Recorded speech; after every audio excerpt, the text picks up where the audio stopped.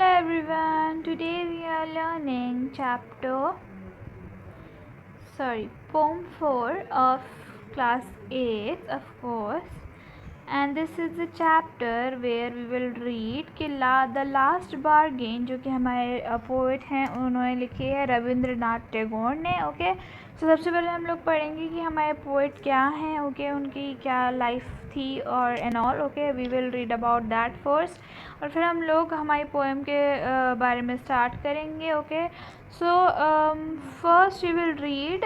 देखो the last bargain. Basically bargain क्या होता है, यू मस्ट हैव सीन. जब आप लोग कभी आपकी मम्मी के साथ बाज़ार जाते हो तो बार्गेन, आपकी मम्मी बहुत ज़्यादा बार्गेनिंग करती हैं. जब वो सब्ज़ी वाले से कोई सब्ज़ी लेती हैं तो अगर वो सब्ज़ी वाला कहेगा कि हम इसको देंगे 20 रुपये की आधा किलो, ठीक है, लेकिन आपकी मम्मी कहेंगे नहीं मुझे इसको 10 रुपये के आधा किलो चाहिए. ठीक है, तो ये जो बार्गेनिंग होती है ना, ये भी बहुत ज़्यादा एक यू कैन से एक एग्रीमेंट होता है दो लोगों के बीच के अंदर. अब सब्ज़ी वाला कुछ कह रहा है, आपकी मम्मी कुछ कह रही है, लेकिन एक एग्रीमेंट हो जाएगा उन लोगों के बीच में कि हाँ भाई इतने में आप दे दो, जिसमें सब्ज़ी वाले को भी ऐसा लगेगा कि हाँ भाई ये ज़्यादा कम नहीं है और मुझे आपकी मम्मी को भी ऐसा लगेगा कि ये ज़्यादा नहीं है. ओके तो बार्गेनिंग बेसिकली मोल भाव होता है. Okay so I hope you know that bargain का मतलब आपको समझ में आ गया है. अब इस चैप्टर के अंदर हम लोग बेसिकली एक ऐसे आदमी के बारे में पढ़ेंगे जो कि जिसको बेसिकली जॉब चाहिए, लेकिन वो 3 चीज़ों को बहुत ज़्यादा जो हमें लगता है कि हमारे लिए इम्पोर्टेंट है उनको बिल्कुल रिजेक्ट कर देता है और एक बच्चे की बात मानता है एंड के अंदर जाकर. ओके तो ये चीज़ हमारे रविंद्रनाथ टैगोर जी ने लाइफ के साथ रिलेट करके हम लोग को बहुत ज़्यादा ब्यूटीफुली बताई है, हमें समझाई है कि किस तरीके से money, wealth, power they do not matter in our life. What matters is that in this poem we will read. Okay so now let's see the life of Rabindranath Tagore first, the poet's life. Okay so he was a very learned person, let me tell you. He used to write very nice stories. Okay so now let's go. Okay, Rabindranath Tagore, May 7th, 1861, August 7th, 1941. अब देखो रविंद्रनाथ टैगोर जी की हम यहाँ पे as they रखी है. वो May 7th को पैदा हुए थे 1861 के अंदर. ओके और उनकी डेथ हुई August 7th पे 1941 के अंदर. Okay he was born in Calcutta. ठीक है, वो कहाँ पैदा हुए थे, कैलकाटा के अंदर वो पैदा हुए थे. और ये बहुत ज़्यादा एक बंगाली पोएट थे. ये राइटिंग भी करते थे, कंपोज भी करते थे स्टोरीज़ को, फ़िलासफ़र भी थे, सोशल रिफॉर्मर भी थे और एक पेंटर भी थे. ओके तो ये जो पोएम है द लास्ट बार्गेन, ये एक पोएम है जिसके अंदर जो हमें एक आदमी की स्टोरी डिस्क्राइब करी है रविंद्रनाथ टैगोर जी ने, जो कि जॉब की सर्च के अंदर है और एंड के अंदर देखो वो किस जॉब को लेना पसंद करता है, बहुत सारी चीज़ों को रिजेक्ट करके. Okay so in this poem we will read that. So now let's go to the poem and see what the poem's stanzas has to say. और उसके बाद हम लोग करेंगे उसकी summary. और maybe basically the poem is a little long and very long to lengthy to explain as well, but you will understand it very better. Be sure about it or please be attentive.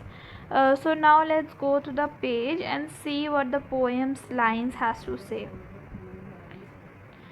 Okay so इसका अब हम लोग introduction देख लेते हैं सबसे पहले, जो इसके अंदर बुक में दिया हुआ है. According to the book, this poem is written by Rabindranath Tagore, deals with the correct deal done by the poet in order to hire himself. It is about the bargains which he was offered and why he refused to accept the last one.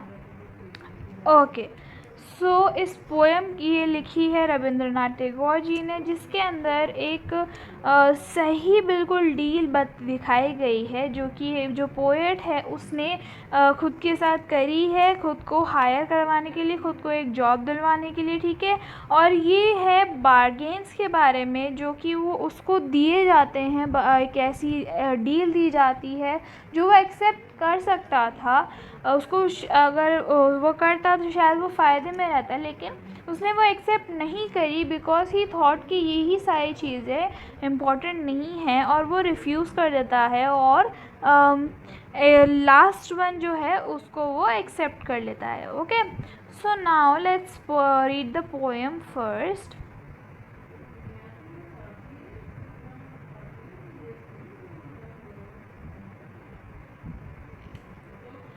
Come hire me, I cried, while in the morning I was walking on the stone-paved road। अब क्या है, जो आए यहाँ पे किसको denote करेगा, हमेशा पोम के जो पोएट हैं जिन्होंने लिखी है उसको डिनोट करेगा। ओके, तो सबसे पहली बात यही है हमारे पास कि वो बोलता है कम हायर मी। कम हायर मी मतलब कि आ जाओ और मुझे हायर कर लो किसी जॉब के लिए, मुझे जॉब की ज़रूरत है, ठीक है, आप मुझे हायर कर लो।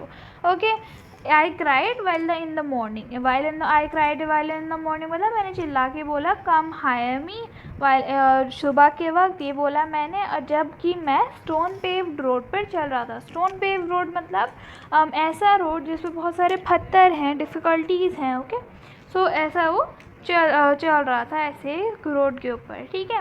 sword in hand the king came in his chariot। अब क्या है, sword in hand the king came in his chariot मतलब जो किंग आया वहाँ पे, ठीक है, चैरियट के अंदर आया। बेसिकली चैरियट क्या होता है, चैरियट होता है एक घोड़ा गाड़ी होती है ना, जो कि आगे घोड़ा लगा रहता है और पीछे पूरी बग्गी होती है और उसमें कोई बैठा होता है और जो घोड़े होते हैं उसको खींच रहे होते हैं, राइट। तो उस किंग आया और उसके हाथ में क्या थी, तलवार थी, ठीक है। He held my hand and said, I will hire you with my power, but his power counted for naught. And he went away in his chariot। अब देखो क्या हुआ, जब वो किंग आया तो उसने जब वो क्राई कर रहा था कि please hire me I want a job, तो किंग आया और किंग ने बोला चलो ठीक है मैं तुम्हें हायर कर लूँगा। किंग ने उसका हाथ पकड़ा और उसे बोला कि I will hire you with my power मतलब कि मैं तुम्हें हायर कर लूँगा मेरी पावर के साथ। आई विल हायर यू, ठीक है, आपको एक जॉब दे दूँगा मैं मेरी पावर के साथ। लेकिन जो हमारे पोएट हैं उन्होंने बोला कि नहीं, उनकी जो पावर थी वो कुछ नहीं थी, और जो किंग था वो ये चीज़ सुनकर उसने बोला चलो ठीक है, अगर आपको नहीं चाहिए पावर तो ओके, आप अपने चैरियट में चले जाता हूँ। उसके चैरियट में जो किंग था वो चला गया। अब देखो ये जो हमारा स्टेंजा है, जो फर्स्ट स्टेंजा है हमारा, वो हमें बताता है कि लाइफ के अंदर हमें कई बार पावर ऑफ़र होती है लेकिन पावर से कुछ नहीं होता। अगर किंग को जो पोएट है वो हाँ कर देता, वो कह देता कि हाँ चलो ठीक है, मैं आपको काम करवा लूँगा, लेकिन वो आप उसके ऊपर क्या करता है, वो उसके ऊर बहुत जमाता, ठीक है। उससे कहता कि मेरे पास पावर है, मैंने तुम्हें हायर करा था, राइट। तो उसने पोएट ने कहा क्या, पोएट ने कहा कि मुझे नहीं चाहिए आपकी जॉब, मुझे पावर नहीं चाहिए। तो देखो हमारी लाइफ के अंदर पावर बहुत ज़्यादा इम्पॉर्टेंट होती है कई बार, राइट, लेकिन सबको ऐसा नहीं लगता कि पावर से ही सब कुछ चलता है। जिसके पास पावर है वो कई बार खुश नहीं होता, राइट। तो ये चीज़ हो गई हमारे, ये वाला स्टैंजा हो गया हमारा पावर के बारे में। ओके, ये किससे रिलेट हुआ, ये हमारे पोएट ने किससे रिलेट करा, पावर से। Okay, so now the next stanza will be about money. Okay, so the next stanza is, in the heat of the midday, the houses stood with shut doors. I wandered along the crooked lane, अब क्या हुआ, इन the heat of the mid day, जब दोपहर का वक्त हो जाता है तो कितनी तेज़ गर्मी हो जाती है, राइट। तो उस वक्त कोई भी सड़कों पे निकलना नहीं चाहता, राइट।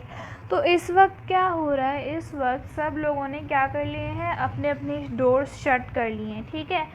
अब क्या हुआ, I wandered along the crude lane, मतलब ऐसी कोई लेन जो कि जिसमें बहुत सारे क्या है, बम्स हैं, ठीक है। ऐसी कोई लेन है, उसके कोई गली है, वहाँ से वो जो पोइट है वो गुजर है। अब देखो ये जो रेफरेंस लाइन है दो, in the heat of the mid day the houses stood with the shut doors, मतलब in the heat of the mid day मतलब ये हो गया कि जब पोइट की ज़िंदगी में बहुत सारी प्रॉब्लम्स हैं, तब क्या कर लिया है, तब सब ने जो उनकी हाउस के जो डोर्स हैं वो शट कर लिए हैं, बिल्कुल वो कोई भी उसकी हेल्प नहीं कर रहा है, ठीक है। और जो क्रूड लेन है, क्रूड लेन मतलब बहुत सारी ऐसी डिफ़िकल्टीज आ रही हैं पोइट को, जिसको उसको बहुत ज़्यादा मुश्किल रास्ते से गुजरना पड़ रहा है, राइट। अब क्या है, अब ये है कि N old man came out with his bag of gold. He pondered and said, I'll hire you with my money. अब क्या हुआ, एक ओल्ड मैन आए निकल कर, ठीक है। An old man came out with his bag of gold, मतलब एक ओल्ड मैन आए वहाँ से निकल कर, जिनके पास बहुत सारा मनी था। उनके पास एक पूरा बैग के अंदर क्या भरे हुए थे, बहुत सारा गोल्ड भरा हुआ था। और उन्होंने बोला आई विल हायर यू, ठीक है। उन्होंने थोड़ा झुके वो, एंड उन्होंने बोला कि I will hire you with my money. अब देखो ये किस चीज़ से डिफरेंस कर रहा है, ये वाला स्टेंजा हमारा रेफरेंस कर रहा है मनी से, ओके। तो उन्होंने बोला कि चलो आप आ जाओ, मैं आपको मनी से हायर कर लूँगा, ठीक है। और उन्होंने बोला कि उन्होंने उनके जो कॉइन्स थे उनको वे करा, और वो देने ही नहीं लगे थे उस वक्त उनके कॉइन्स को, बट आई टर्न्ड अवे। उन्होंने बोला कि नहीं भाई मुझे नहीं चाहिए, पोइट ने हमारे ये बोल दिया हम उस ओल्ड मैन से। अब देखो उसने ऐसा क्यों बोला, क्योंकि मनी से हम लोग हैप्पीनेस बाय कर ही नहीं सकते, हैप्पीनेस हम लोगों को खुद से ही मिलती है, okay. So now let's see कि किस तरीके से थर्ड स्टेंजा को किस तरीके से हम लोगों ने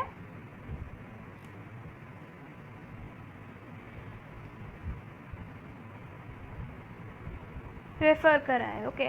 It was evening. The garden hedge was all a flower. The fair maid came out and said, "I'll hire you with a smile."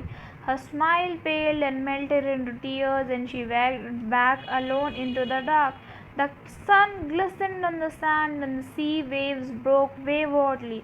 A child sat playing with shells. He raised his head and seemed to know me and said, I hire you with nothing. From henceforward the bargain struck in child's play made me a free man. अब क्या हुआ, जो हमारे poet हैं वो बताना चाहते हैं कि वो बिल्कुल फ्री रहना चाहते हैं। ऐसे नहीं कि वो उनके हायरिंग के लिए किसी चीज़ की ज़रूरत नहीं है, उनको कुछ भी नहीं चाहिए बदले के अंदर। बस उनको ये चाहिए कि वो किसी के नीचे अंडर काम ना करें, वो किसी के ग़ुलाम बनकर ना रह जाएं, किसी के मनी के, किसी के पावर के, किसी की स्माइल के वो ग़ुलाम बन के न रह जाएं, और वो एक फ्री मैन रहें, ठीक है। उनको इंडिपेंडेंस मिले। तो देखो जब शाम का वक्त हुआ तो जो गार्डन हैश था वो बिल्कुल बहुत ज़्यादा खूबसूरत सा लग रहा था, ठीक है। जो गार्डन था बहुत ज़्यादा प्यारा लग रहा था। तो एक गोरी सी लड़की आई वहाँ से निकल कर, और उसने बोला कि मैं तुम्हें हायर करूँगी मेरी एक स्माइल के साथ, ठीक है। अब जब पोइट ने ये सुना तो उन्होंने ऑफ कोर्स उसको मना कर दिया। तो उसकी जो स्माइल थी वो एकदम से पेल में बदल गई, ठीक है। उसकी जो स्माइल थी वो भी बिल्कुल पेल में बदल गई, और उसके टीयर्स आने लगे, और वो वापस से रात होते होते वापस चली गई, ओके। अब क्या हुआ, जब जो सन था वो ऑलमोस्ट जा चुका था, और जो सी वेव्स थी वो वेव ऑडली आ रही थी, तो उन्होंने देखा, जो पोएट था उन्होंने देखा कि एक बच्चा है जो कि शेल्स के साथ सी के पास खेल रहा है, ओके। तो उसने उसको देखा पोएट को, और उसने बोला, उसको लगा कि वो शायद उसको जानता है, और उसने बोला कि I hire you with nothing, मैं आपको हायर कर रहा हूँ लेकिन मैं आपको कुछ नहीं पाऊँगा, ठीक है। तो इसीलिए इस बात में जो पोएट था उसने एग्री कर लिया, उसने ये बार्गेन जो था उसका स्ट्रक कर गया उसके माइंड के अंदर, और जो चाइल्ड का जो प्ले था वो उसको एक फ्री मैन बना दिया उस प्ले ने। Okay, so now this was it, this was a chapter. इस तरीके से जो पोएट थे वो फ्री मैन बन गए। So now let's see the summary real quick. The poet says that in the morning when he was going on the road, he cried to hire him. Then a king came and said that he wants to hire him with his power.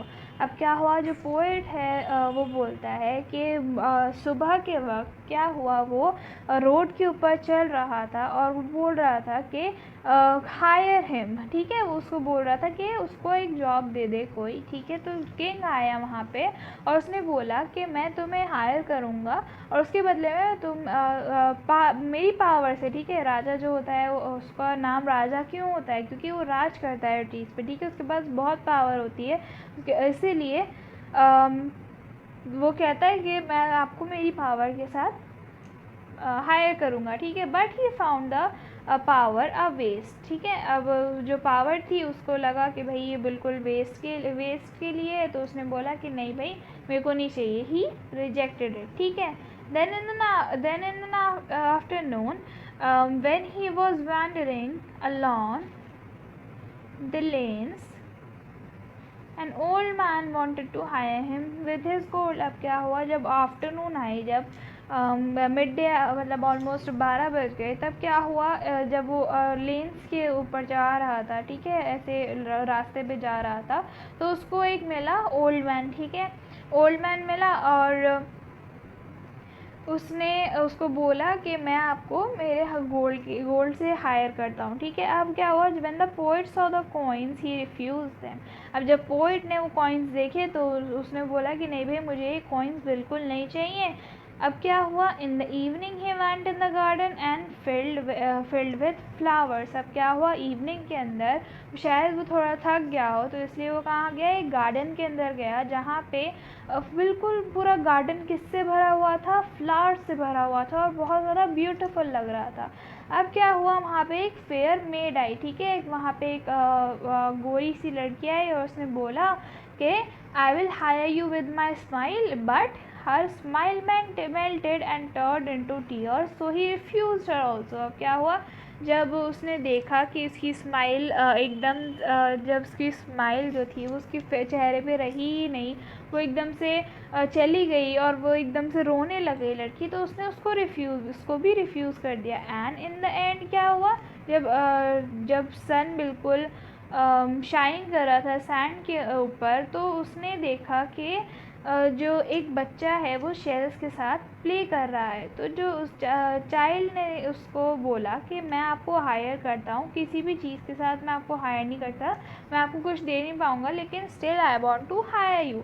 अब क्या हुआ, जो poet जो था वो बहुत ज़्यादा खुश हो गया। The poet became very happy as this bargain in the child's play had made him a free man. अब क्या हुआ, जब पोएट ने ये बात सुनी उस चाइल्ड की, तो उसने वो बहुत ज़्यादा खुश हो गया। क्यों, क्योंकि उसको इसके बदले में किसी के नीचे काम नहीं करना पड़ेगा, ठीक है, जो वो चाहेगा वो खुद करेगा और he will be a free man, ठीक है। तो इसीलिए ये चीज़ उसने बोली, वो एकदम खुश हो गया। He did not have to pay anything to the child, ठीक है, उसने बोला कि आप उसको चाइल्ड को उसको कुछ देना भी नहीं पड़ेगा, और क्या हो गई, म्यूचुअल सी अंडरस्टैंडिंग हो गई और एक इक्वल लेवल ऑफ बार्गेन हो गया। जैसे कि मैंने बताया था, बार्गेन बेसिकली एक क्या होता है, बार्गेन बेसिकली होता है एक एग्रीमेंट। ओके, तो एग्रीमेंट हो गया बच्चे और चाइल्ड के बीच में, पोएट के बीच में easily, or they started playing as well. So this was a very beautiful poem written by Rabindranath Tagore. I hope you all have understood this poem very well. If you haven't, you are more than welcome to go ahead and see this video twice. So till then, goodbye.